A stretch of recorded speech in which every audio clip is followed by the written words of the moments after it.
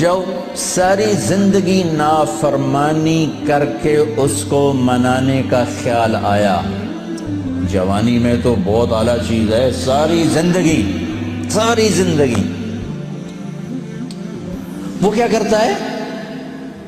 من تقرب الی تلقیتہ من بعید، کوئی تمہارا خصوصی دوست مہمان آئے تو تم باہر نکل کے ویلکم کرتے ہو۔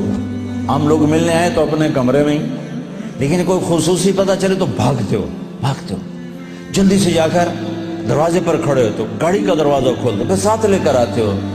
وہ شہنشاہ کہہ رہا ہے زندگی بھر کے گناہ لے کر کوئی مرد عورت جب مجھے منانے آتا ہے تو میں آگے بڑھ کے اس کا استقبال کرتا ہوں، آگے بڑھ کے، وہیں بیٹھے ہوئے آگے بڑھ کے، تلقیتہ من بعید، میں خود آگے تک جاتا ہوں اسے ساتھ لے کے۔ آگے کب سے تیرا انتظار تھا، اللہ کو کیا ضرورت کسی کی؟ ایک مرد عورت توبہ کر لے تو ساتوں آسمان پہ لائٹیں لگ جاتی، ساتوں آسمان میں لائٹیں۔ وہ کہتے ہیں یہ کیا چکر ہے؟ تو اللہ کی طرف سے اعلان ہوتا ہے ایک اللہ کے بندی نے توبہ کی ہے، اس کی خوشی میں یہ سب روشنیاں۔ اب شادیوں میں نہیں لائٹیں لگاتے، تو میرا اللہ اتنا خوش ہوتا ہے کہ ساتوں آسمان پہ روشنیاں۔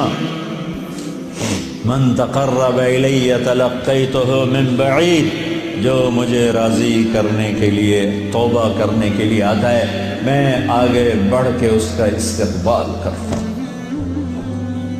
ومن اعرض عنی، اور جو نہیں آتا اس کے ساتھ کیا کرتا ہوں؟ نادیتہ عن قریب، اس کے پاس میں خود چلا جاتا ہوں، آجا مجھے منا لے، آجا مجھے منا لے۔ اولک ربنا غیر، کوئی میرے جیسا اور رب ہے؟ کوئی میرے جیسا اور رب ہے؟ یہ ساری باتوں کے بعد اب اس آیت پہ غور کرو، جو میرا اللہ گلہ کر رہا ہے، ما قدر اللہ حق قدرہ، میرے بندو تم نے میری قدر نہیں کی۔ بھائی بہنوں، اپنے اللہ سے صلح کرو۔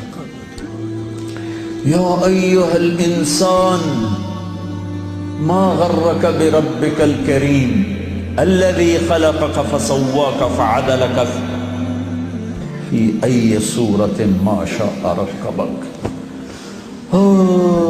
انسان، کیا ان الفاظ میں کیا پیار ہے، کیا شہد ٹپکتا ہوا ہے، چھتے سے شہد ٹپکتا ہے۔ اللہ کی قسم، یا ایہا الانسان، صرف اس ایک بول میں ساری دنیا کا شہد بھروں، اس سے بھی اس میں مٹھاس زیادہ ہے۔ اور پھر یہاں یا ابن آدم یا ایہا الانسان، خطاب ایمان والوں سے نہیں ہے، تقوی والوں سے نہیں ہے، اے انسان، انسان، انسان۔ اور لگا رہا تو یہ تو بتا کہ تو مجھے چھوڑ کے کہاں جا رہا، تجھے میرے بارے میں کس نے دھوکہ دے دیا؟ اولاد ماں باپ سے بدگمان ہو جائے تو ماں باپ پہ کیا گزرتا؟ میں نے ایک منظر دیکھا ہے، میں موت تک نہیں بھول سکتا۔ ایک بیٹا باپ سے کہہ رہا تھا تو آج تک میرے واسطے کی بنایا ہے؟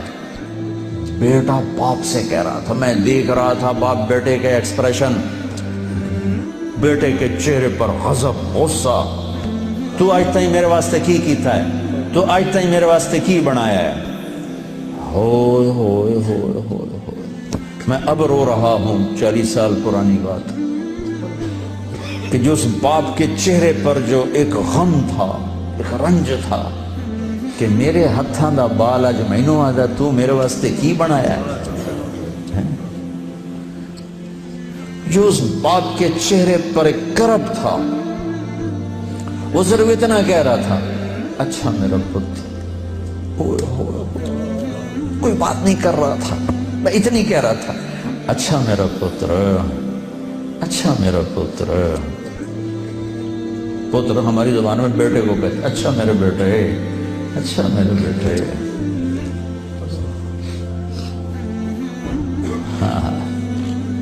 یہ یا ایھا الانسان میں اللہ یہ کہہ رہا ہے میرا بندہ میرے بارے میں دھوکہ کھا گیا، میرے بارے میں بدگمان ہو گیا، کیا ہو گیا؟ آ تو صحیح، پھر میری رحمت تو دیکھ، آ تو صحیح۔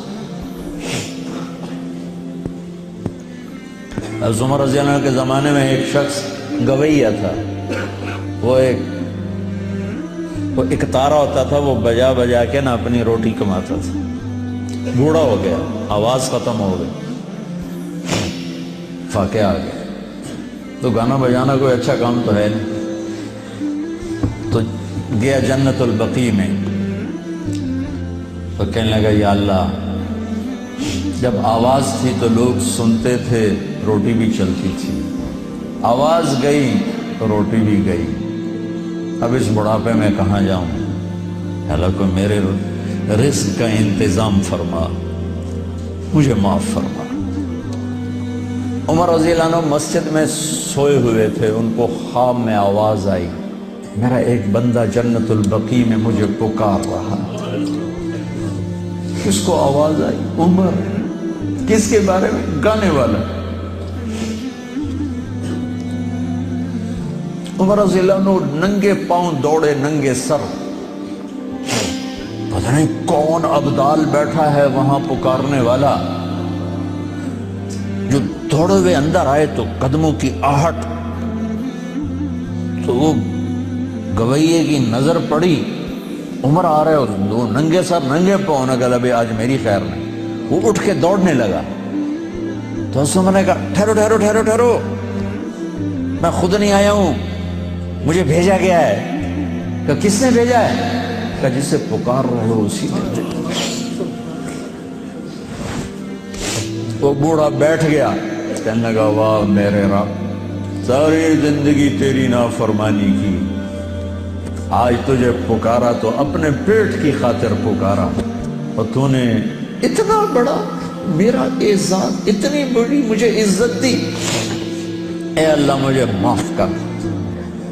اس کی چیخ نکلی اور مر گئی۔ عمر رضی اللہ تعالیٰ نے خود اس کا جنازہ پڑھا ہے۔